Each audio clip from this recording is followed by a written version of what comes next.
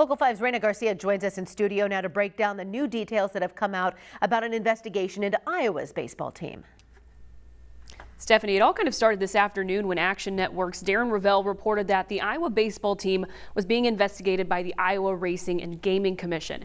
This came after 4 Hawkeye players were withheld from this past weekend series against Ohio State for what the university called potential violations. Here's what we know about the events that led up to that. Iowa was made aware of potential criminal conduct and NCAA violations related to sports betting on May 2nd. 2 days later, they received a list of people who allegedly participated in sports betting, including 26 student athletes from baseball, football, men's basketball, track and field, and wrestling, as well as 1 full-time athletics department employee. On May 5th, they took the following actions.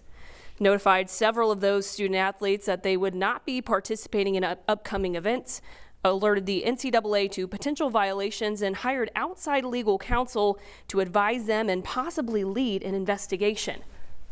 But it's not just Iowa. Iowa State released a statement today saying that they are aware of online sports betting allegations involving about 15 of their active student athletes. They went on to say that they have notified the NCAA and will take appropriate actions to resolve these issues.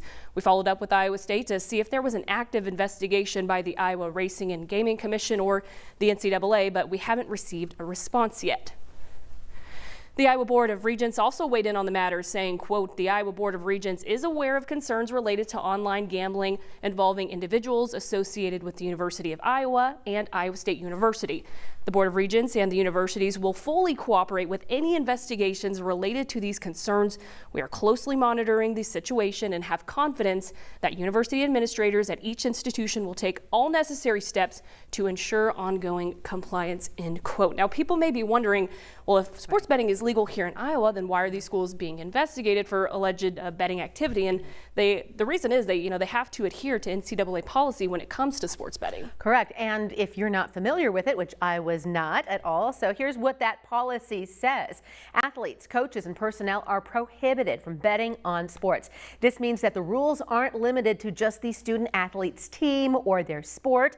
There is no gambling allowed on any sports at any level that has an NCAA championship. Okay, for example, a college golfer can't gamble on the NBA, or a college basketball player can't bet on professional tennis.